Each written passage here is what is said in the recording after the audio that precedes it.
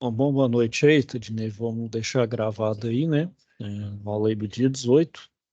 Bom, na aula passada abordei sobre a situação de aprendizagem 2, né? De hoje, então, eu vou falar da situação de aprendizagem 3, correto?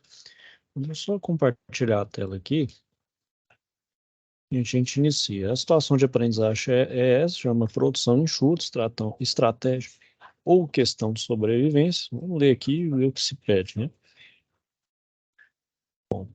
Vamos só ler aqui e entender, né, Alberto, como vai ser o trabalho na Fixa Forte, né? Oi, professor Júlio, estão muito bem, mas tenho recebido vários desafios para realizar, estou aprendendo muito com isso. Contente com isso, que você tem aprendido. A nossa empresa iniciou um programa de produção enxuta para aumentar a produtividade e reduzir custos. Estamos trabalhando para reduzir o tempo de troca de operação e ferramentas e o tempo médio de reparo, que é realizado pelo pessoal de manutenção. Serei treinado para interpretar esquemas e desenhos mecânicos, desenhar vistas das peças, efetuar a cotagem dos desenhos e especificar as tolerâncias dimensionais. É muito bom quando a empresa investe na qualificação dos seus funcionários. Também terei que identificar as peças que pertencem a uma série de 10 projeções e conferir 20 itens de alguns desenhos que formam um conjunto e responder um questionário padrão. Que belo desafio. Também terei que determinar a tolerância dimensional para as peças 5 e 6 do conjunto que deve ser apresentado nas questões 17 e 19 do questionário. Os desenhos que devo analisar pertencem a um porta-escala, empregado para a calibração de produtos soldados. Como ele está deformado, é preciso fabricar um novo. Então, quais são aí as etapas a ser feita aí, né, pessoal? A primeira etapa é desenhar, então, as vistas da peça de uma máquina, né, sendo uma das vistas em corte total, aplicando, então, todas as cotas em milímetros, especificando a tolerância da cota do furo central conforme anexo 1. Então, isso aqui, pessoal, vocês vão fazer isso na aula presencial. Vocês vão, então, fazer essa peça. Vocês vão desenhar as vistas dela, né? Então, aqui está na perspectiva isométrica. Vocês vão fazer as diferentes vistas e um corte dessa peça. Vamos fazer um corte aqui, já que ela é, vamos dizer assim, simétrica. Se fazer um corte para esse eixo aqui, né? Passando por aqui, ó. Deixa eu só fazer meio que passando aqui, né? Por o meio, até você já pega todo o detalhe do corte aí, né? Então, isso é no presencial. Bom, o outro vocês vão fazer aí, só que agora essa etapa é no AVO, vocês vão identificar as peças com as projeções de vistas para construção que estão disponíveis no anexo 2. Então, aqui, ó, é esse aqui. Então, a partir das vistas, eu gero a minha peça, né? Geralmente, eu faço a partir da peça as minhas vistas também eu faço o contrário, eu consigo ver minha peça. Então, aqui, só para iniciar aqui, depois eu vou falar os conceitos por trás de como fazer, né?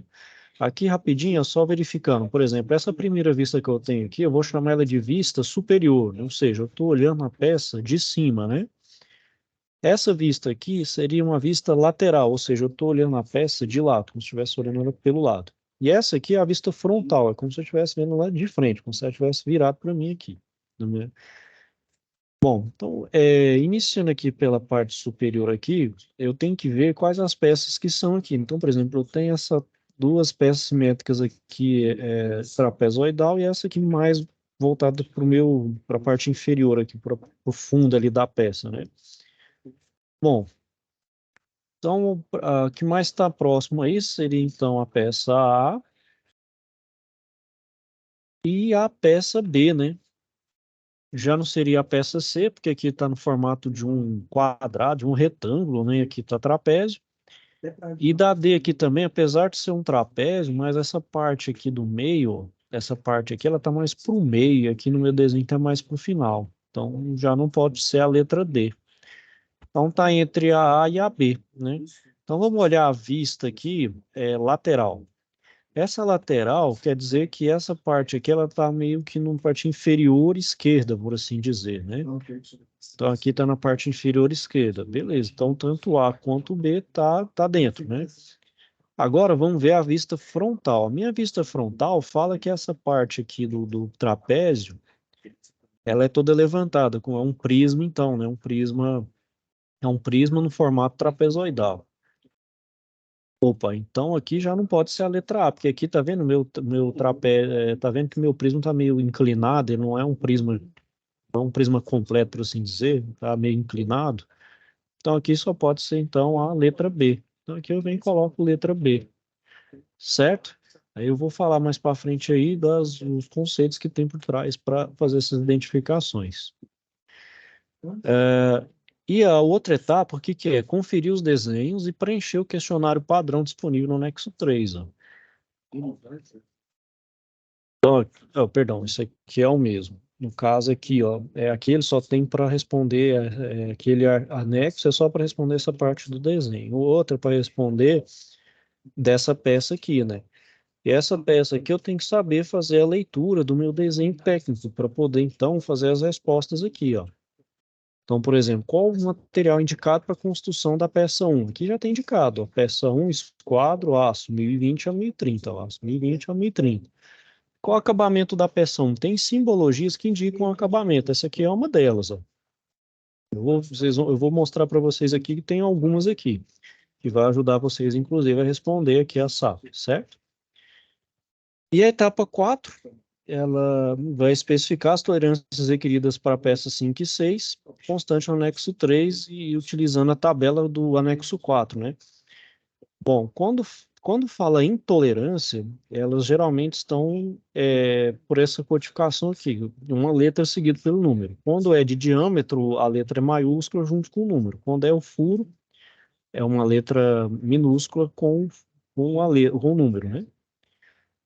Então, quando falo, por exemplo, tolerância do tipo E7 para um diâmetro entre 30 e 50, eu venho aqui e já tenho essa tolerância. Então, mínimo de menos 0,05 e máximo de 0,075. Então, essa tabela só vai ajudar para responder as questões de tolerância lá naquele outro anexo. Correto aí, Dinei? Tem alguma dúvida e questionamento, por enquanto?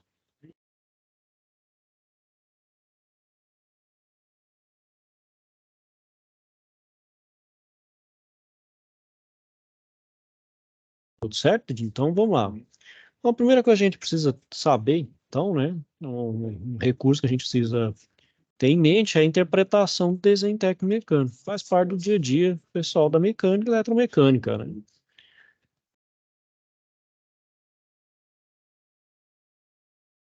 A primeira, a primeiro tema que a gente tem, né, são as projeções ortogonais. O que que vem a ser essas projeções, né? A função deles é fornecer, então, subsídios, né, para que peças e conjuntos sejam fabricados dentro de padrões de qualidades também, né, e que também possamos, por meio deles, efetuar a análise de funcionamento, que vai auxiliar principalmente para a parte de montagem e manutenção, né? E não atender os requisitos também, né, pessoal, vai ocorrer então em erros de fabricação, montagem, interpretação do funcionamento e os ajustes necessários para o desempenho satisfatório do conjunto ou do equipamento. E nas projeções ortogonais, a gente então tem as vistas essenciais, que são as três vistas básicas, né? Que é a frontal, a superior e a lateral, né? Então tem como se fosse um cubo assim e o desmembro, né? Aí, por exemplo, esse aqui fica 45 graus, ó. Então eu tenho uma vista frontal, superior e a lateral, né?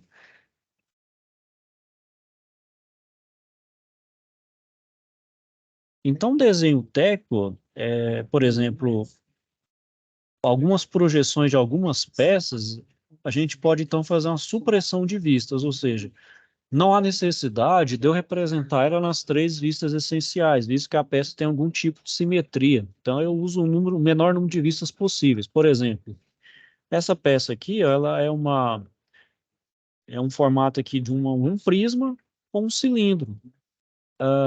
Vocês vão concordar comigo que se eu ver essa peça por esse lado aqui, pelo lado esquerdo ou pelo lado direito, eu tenho a mesma vista, né? Então não há necessidade, por exemplo, de eu fazer as duas vistas. Basta eu fazer apenas uma dessas vistas representa as demais. Então, eu suprimo uma dessas vistas, né? Outro elemento do meu desenho técnico é a chamada cotagem, né? Então, todos os meus sólidos, né, eles vão ter três dimensões, sendo comprimento, largura, altura ou espessura. Então, as linhas de cota referentes a essas dimensões são distribuídas nas vistas que melhor caracterizam as partes cotadas. Essas três dimensões são comumente denominadas de cotas básicas, que associadas a outras cotas vai possibilitar, então, a interpretação da planta ou desenho. Então, aqui eu tenho um exemplo, né? Exemplo, aqui eu tenho 20 para essa altura, 28 para esse aqui em largura e esse aqui 12 para altura, né? E esse outro aqui para largura, né? 24 de largura. Então, saber cotar é muito mais simplesmente do que colocar as dimensões. Ela vai exigir conhecimento de normas técnicas e princípios a eles associados, né? Além dos processos de fabricação e das funções da peça ou dos elementos que a constituem. Então, uma cotagem então, incorreta ou ambígua, que ela pode fazer, então, causar grandes prejuízos na fabricação do produto. Então, por exemplo, no meu desenho, eu vou ter, então, alguns elementos para representar a minha cotagem. Primeiro, eu vou ter essa linha mais fina para eu fazer a chamada linha auxiliar de chamada. Essas aqui em formato de seta que vai determinar o limite da linha de cota, né? E o número em si, que é o valor da cota, que indica o tamanho real do objeto. Certo? Então, esses são os elementos para compor a minha cotagem, né? O outro elemento do meu desenho técnico é a chamada representação em corte. Então, quando os detalhes no interior de uma peça elas vão se tornar complexas, mais e mais linhas não visíveis são necessárias para mostrá-las com precisão. E essa grande quantidade de linhas, então, vai tornar difícil a interpretação do desenho. Então, sendo assim, para representar um conjunto complexo com muitos elementos internos, né, como tem muito detalhe no interior da minha peça, então eu vou utilizar recursos que vai permitir, então, mostrar o interior do conjunto com clareza, aplicando, então, um ou mais cortes que irão expor as superfícies internas do conjunto, que é a chamada representação em corte, né? Então, por exemplo, eu tenho essa peça aqui, né, eu vou representar ela por dois cortes, pelo corte A e B, que aí eu faço essa linha como se eu cortasse o minha peça aqui, e vejo então os meus detalhes depois desse corte, né? Os detalhes internos dessa peça. E o outro é a peça CD, passando por essa linha, tá? Como se eu cortasse nesse sentido aqui e mostrasse então os outros detalhes desse meu corte, dessa minha peça. A parte que é, vamos dizer assim, maciça com peça, eu preencho então com essas linhas paralelas inclinadas. Vou chamar de achura, né? Como vamos supor que eu cortei de fato essa peça, seria preenchido, né? Se fosse um metal ou um plástico aí, né? Bom, então dos cortes eu tenho o corte total, que ele é o corte que pega toda a extensão da peça. Então, dependendo da complexidade, o único corte então não pode não ser suficiente para mostrar todos os elementos internos. Então, por exemplo, esse exemplo da minha figura aí, eu tenho um corte total na seção longitudinal, que é o corte AB, e o da seção CD.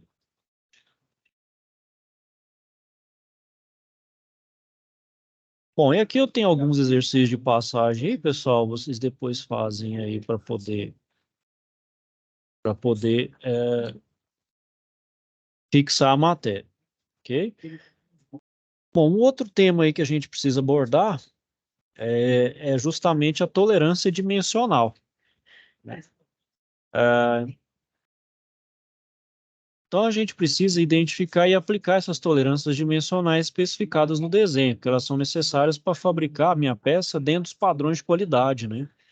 Então, as tolerâncias dimensionais é principalmente para atender os padrões de qualidade, que é exigido na indústria, né? E que para que também a atividade seja economicamente viável, né, pessoal? Se eu fizer uma peça e errar muito nas suas dimensões, eu perco a razão de existir, né? Me dá prejuízo. Isso, obviamente, não é o que a gente quer, né? E a tolerância, pessoal, ela faz necessária, porque por mais que a tecnologia seja avançada, minha máquina seja precisa, eu vou ter uma diferença, um erro, que é entre o produto e o que é entre o meu produto fabricado e o que é aquilo que foi idealizado, né? Principalmente quando a gente lida com os grandes lotes. Então a gente vai ter algumas diferenças, seja ela na dimensão, no acabamento, na estrutura, nas propriedades mecânicas, aí, entre outras. Então, a primeira tolerância que a gente tem aí é a dimensional. Em razão, então, das variáveis dos processos de fabricação relacionados à máquina e equipamento, ou das ferramentas, matéria-prima do meio ambiente. Então, é excessivamente caro, né, pessoal? Você controlar todas essas variáveis aí, né? Principalmente a parte do meio, um meio que eu estou fazendo a minha peça, matéria-prima, ferramenta. Então, é caro para construir um lote de peças com características exatamente iguais. Então, por esse motivo, a gente aplica, então, nos desenhos e projetos a tolerância dimensional. Então, aqui eu tenho um exemplo, né? Então, por exemplo, aqui eu tenho um eixo cujo diâmetro ele é 10 milímetros de diâmetro e eu tenho essa tolerância. Uma tolerância máxima que é a dimensão máxima, então é o que eu somo, né? Então 10 mais 0,28, então eu tenho a dimensão máxima de 10,28 e uma dimensão mínima, que soma, né? Se eu tiver mais, eu vou somar com a minha dimensão nominal, se tiver menos, eu vou subtrair, né? Então aqui todos vão somar, então eu vou ter uma mínima e uma máxima, né? E com isso, então, fazendo a diferença entre a dimensão máxima e a mínima, eu chego à minha tolerância. Minha tolerância, então, nesse caso aqui, ela é de 0,13 milímetros. Então, para que a gente tenha as condições de comparar as dimensões da peça com o que está no desenho, é necessário que os instrumentos, então, possuam uma resolução compatível com o que está sendo pedido, né? Então, se eu tenho, então, uma tolerância que está com duas casas após a vírgula, então tem que ter um aparelho de medição, né? Seja ele um paquímetro ou um micrômetro ou outro instrumento de medição que tenha essa resolução de duas casas decimais. Se tiver só de uma, não vai ter sentido. Certo? Bom, e o que vem então a ser a tolerância dimensional? É essa faixa de valor, então, de variação aceitável na dimensão da peça, né? Que é calculada justamente pelaquela diferença entre a dimensão máxima e a mínima. A dimensão máxima, então, é aquele valor máximo permitido, né, na dimensão efetiva da peça. Então, ele vai ser o resultado de uma adição ou subtração da dimensão nominal com um afastamento superior. A dimensão mínima, no caso, é o valor mínimo. Então, também ele é resultado de adição ou subtração, aí nesse caso, com a dimensão nominal com afastamento inferior. Então, eu tenho um afastamento superior e um inferior.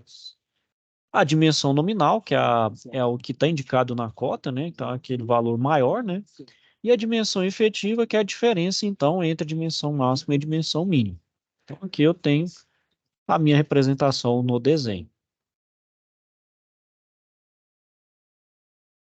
E com isso, então, né, pessoal, eu tenho os ajustes. Com isso, então, são os ajustes chamados recomendados. E com isso, então, a gente vai ter alguns que podem ser utilizados. Essa escolha, então, vai depender da função que as peças irão desempenhar no conjunto da máquina. Esses ajustes são classificados, então, em ajuste com folga, com interferência e ajuste incerto. Então, por exemplo, esse tipo de ajuste aqui livre, né? Então, eu vou ter, então, o chamado extra preciso, com mecânica precisa, mecânica média ou ordinária, né? Ou seja, a chamada mecânica mais grosseira. Obviamente, cada um deles aqui vai ter um custo. Quanto mais no preciso eu vou chegando, mais caro vai ficando, né? E também vai depender do meu projeto. Por exemplo, um avião ou um equipamento chamado crítico, em que a segurança, principalmente segurança de usuário, ela é vital, eu preciso aproximar o mais possível por extra preciso. Ou seja, um avião vai ter uma exigência muito maior, por exemplo, do que um ônibus. Não que um ônibus não vai ter menos segurança, mas ele vai exigir menos do que um avião, por exemplo. Então, por exemplo, para esse exemplo de aplicação livre aqui, eu vou ter para peças cujo funcionamento vai necessitar de folga, por força de dilatação, mau alinhamento, etc., né? Então, seria eixo aí que está submetido à temperatura, né? O do tipo, perdão, rotativo, né? E aí seria para peças que giram, deslizam com boa lubrificação, no caso, eixos e mancais, né? E do tipo deslizante, né? São as peças que deslizam ou giram com grande precisão. Aí seriam peças que, além de ter como se fosse um mancal de deslizamento, ele também gira, né? Então, são os anéis de rolamentos, corrediças e etc. As recomendações de ajuste que a gente tem, então, a gente tem um deslizante justo, né? São aplicados em encaixes fixos de precisão, órgãos lubrificados deslocáveis à mão, por exemplo, punções, guias e etc. Esse aqui seria do tipo de aderente forçado leve, que eu vou precisar de frequentes desmontagens, né? No caso, para polias, engrenagens, rolamentos, eu utilizo já uma ferramenta manual, tipo aqueles martelos mais macios, né? E o outro é o forçado duro. Forçado duro são órgãos possíveis de desmontagem sem deformar, né? Ou seja, ele precisa de um ajuste mais justo e precisa de uma força maior, então, para fazer uma desmontagem. E o a pressão com esforço. Nesse caso, são peças impossíveis de serem desmontadas sem deformação. Nesse caso, vai ter uma deformação implícita, ou seja, é uma peça que não vai ter como, vai ter algum defeito permanente, não vai ter como recuperar. Seria as buchas à pressão, né? Bom, e além então dos ajustes, né, das tolerâncias, a gente tem o estado de superfície. Seria então os meus defeitos, vamos dizer assim, os microgeométricos, né? Esses seriam aqueles macrogeométricos, né, de dimensões, seriam os microgeométricos, né? Então, para esse caso, eu preciso especificar o acabamento da superfície, ou seja, quão livre a superfície vai estar. E a importância do estado, então, da superfície vai aumentar à medida que vai crescer a precisão de ajuste entre as peças a serem acopladas, para garantir a funcionalidade do conjunto montado. Por exemplo, a superfície real da peça, devido ao processo de produção, né? Então, se ele passa por uma usinagem ou um torno, ele vai apresentar uma rugosidade, que são as marcas ou sulcos deixados pela ferramenta utilizada para produzir. Então, elas são saliências ou reentrâncias existentes na superfície real, como tem aqui, né, pessoal? Então, por mais que a gente faça uma peça que é dita 100% polida, plana, lisa, ela vai ter uma rugosidade intrínseca nela. Não vai ser 100% lisa, né? Porque não existe isso. Obviamente vai depender da minha aplicação, né? Vamos colocar um exemplo de um carro aí, né? O carro tem várias chapas, eu tenho a chapa estrutural eu preciso que ela faça a função estrutural, como diz, que é segurar as pancadas do carro, né? O- garantir a integridade do meu habitáculo, né? Que é fazer a segurança dos passageiros, né? Nesse caso, não precisa estar preocupado tanto com o acabamento, ele precisa ter as propriedades mecânicas é que são mais importantes. Já as chapas de acabamento, né, por exemplo, aqueles painéis que faz, por exemplo, capô, porta e as demais partes do carro, ela já tem que estar mais lisa, né? Então isso aí, além de ter a própria chapa do carro, tem que ter esse cuidado na sua superfície, vai também ser aplicado então a base, né, que é o chamado prime e a tinta, justamente para dar o meu melhor acabamento, né? Então, os valores da rugosidade, pessoal, vai poder também ser expresso por classes de rugosidades com os valores conforme tabela abaixo. Então, por exemplo, eu tenho esse símbolo aqui que pode ser esse ou esse, que é então não usinar, ou seja, eu quero a minha peça no seu estado bruto. Então, não vai ter uma rugosidade aqui indicada. Para essa aqui, um triângulo só quer dizer então que eu preciso fazer apenas um desbaste no meu material, não preciso fazer acabamento. E aqui, quando eu tenho esse símbolo com número, então eu preciso da minha rugosidade. Pode ser, ela é dada em microns ou pela sua classe de rugosidade, que é N12, N11, N10. Dois triângulos no meu desenho indica que eu quero fazer, então, na minha peça, naquela superfície, né, que eu tenho que indicar na superfície, se tratando de uma peça aí prismática, né? Então, tem que indicar na superfície que eu quero fazer um acabamento. Então, além dos baixos, preciso fazer um acabamento. E se o outro símbolo aqui é para fazer, então, com a caixa de rugosidade 3.2 ou N8. E para acabamento eu tenho essas outras duas classes de rugosidade, que é N9 e a N7. Um terceiro triângulo junto quer dizer, então, que eu preciso fazer um acabamento do tipo polido retificado, né? Ou seja, eu preciso fazer com a menor rugosidade possível. Então, seria uma rugosidade 0,2, 0,4 ou 0,8, ou de sua respectiva classe, N4, N5 e N6. Se não tiver nenhum triângulo, mas tiver escrito espelhado, então vamos dizer assim, é o melhor acabamento que eu quero possível para aquela peça. E que tenha minha rugosidade relativa aqui. Então, é rugosidade na casa de 0,1, 0,05 ou 0,025. Ou seja, são as classes N1, N2 e N3. Ok, pessoal? Tem alguma dúvida aí? Tá tudo certo?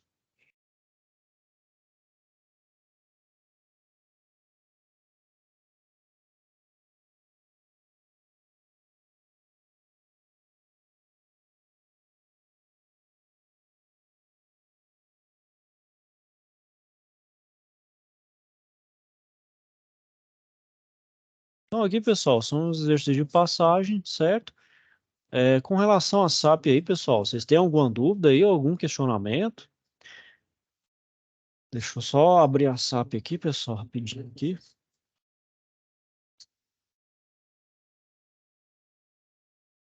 Então, pessoal, os dois aqui que vocês vão me entregar é justamente esse anexo 2 e o 3, certo? A tabela de tolerância não precisa colocar, ela é só um auxílio para responder do que é o anexo 3. Como eles estão em Word, você pode colocar tudo num arquivo só, né? Pode colocar tudo, então, num arquivo só, ou, certo? Pode colocar tudo num arquivo só. Pode pegar um ou outro e fazer um Ctrl+C, Ctrl+V aqui. Ok? Para responder aqui, tem alguma dúvida, pessoal? Algum questionamento? Quer falar alguma coisa? Ajuda.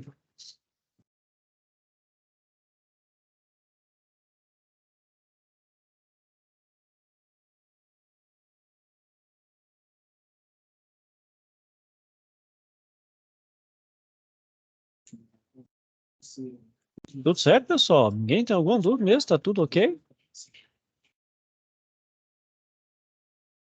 Deixa eu só então, pessoal, vou só então dar uma ajudada para vocês. Eu creio que o que vai mais gerar dificuldade para vocês não é nem aquele do desenho, é essa parte aqui para responder as perguntas. Então, por exemplo, qual o acabamento da peça um que a gente viu lá, acabou de ver, né? Quando tem dois triângulos, quer dizer então que é para fazer então acabamento, né? Então, é para fazer o acabamento. Um triângulo é desbaixo e dois triângulos, então, é acabamento. Então, tem que fazer acabamento em todas as minhas faces da peça. Então, acabamento. Qual tipo de corte empregado, então, na peça um? A peça um, quando falar em 1, é essa daqui, ó.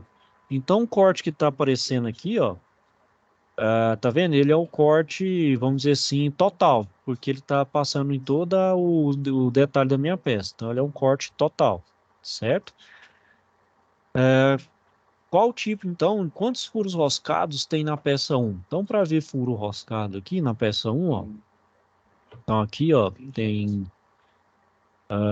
um, dois, né? São dois aqui, ó. Dois furos roscados, certo? Os outros aqui são furos vazados, né? Então, por exemplo, esse aqui é vazado, ó. Esses outros aqui são de parafuso. Então, aliás, na verdade aqui, pessoal, são três, né? Olha, ó, um, dois, três, né? Certo? Quando é furo simples, pessoal, é simplesmente aqui, ó, um furo vazado. Quando fala que é roscado, ele tem esses dois aqui, ó. Então ele tem esse retângulo maior e esse menor aqui representando o furo. Então um representa a rosca, o outro representa o furo, né? E, pessoal, eu não vou continuar aqui não, senão eu vou dar a resposta para vocês tudo aqui. Alguém tem alguma dúvida? Tem algum questionamento? Assim, dúvida. Isso é... Dúvida, assim, é mais praticando para ir, assim, aparecendo as dúvidas, né? A gente tem que dar uma estudada para ver direitinho, porque, assim, Não, só explicando aí fica complicado. Mas não, não. eu vou ler certinho, aí se tiver alguma dúvida, entra no chat e não perguntar para o senhor. Não, pode. Agora, assim, aparentemente fica claro, né? Mas na hora do exercício vai aparecer alguma dúvida, sim. Não, tranquilo. Então, eu tô aqui para isso mesmo, Stênio. Aí, por exemplo, Uhum, caso queira rever o vídeo, ver a parte lá do conteúdo do curso, ou na apostila também, que tem a parte mais uhum. aprofundada, pode procurar. E se tiver dúvida, não deixe procurar. Tô aqui para ajudar vocês, certo? Não, com certeza. Bom, pode contar comigo aí. Bom, pessoal, Certinho. então eu vou finalizando aqui por hoje. Vou desejar então a todos aí uma boa noite, né? Todos com Deus aí e até a próxima. Adeus também, até a próxima. Valeu.